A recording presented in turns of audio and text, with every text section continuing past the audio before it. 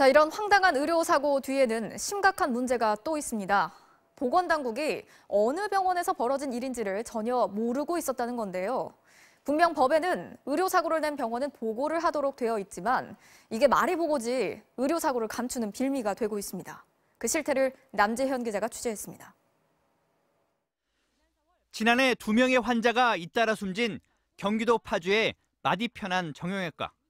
한 번은 영업사원이, 또 한 번은 무면허 의사가 수술을 한 뒤 결국 환자가 숨지자 병원은 처벌을 피하기 위해 진료 기록은 물론 수술한 의사 이름까지 조작합니다. 어깨 수술 내가 안 했죠. 그죠? 제가 척추수 안 했죠. 그러나 내가 수술도 안 나갔잖아. 최대한 좀 피해가 안 가겠어요. 7년 전 서울의 한 산부인과에서 분만 도중 산모가 사망했던 사고 역시 병원장과 직원들이 진료 기록을 조작한 정황이 5년여 만에 밝혀지기도 했습니다.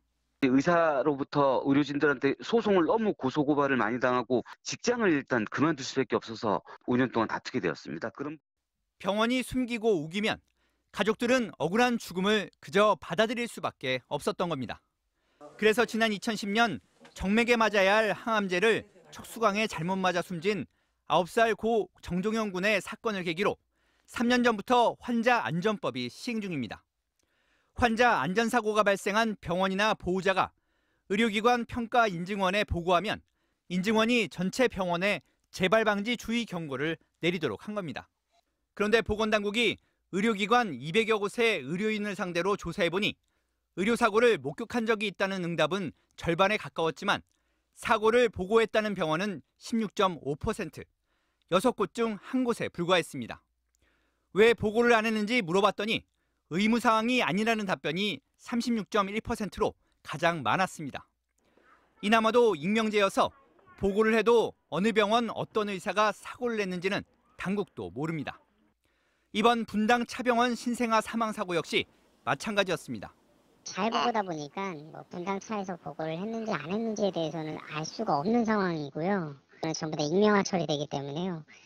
지금처럼 자율 익명 신고로는 실효성이 없다는 환자단체와 국회의 지적에 정부도 의무보고 필요성을 인정하고 있습니다. 중대한 그 환자 안전사고 도입의 필요성은 지금 의원님 말씀대로 공감하고 있습니다. 하지만 환자가 사망하거나 중대한 사고를 당할 경우 신고를 의무화하고 위반 시 과태료를 물게 하는 법 개정안은 의료계의 반발 속에 1년 넘게 국회 문턱을 넘지 못하고 있습니다. MBC 뉴스 남주현입니다.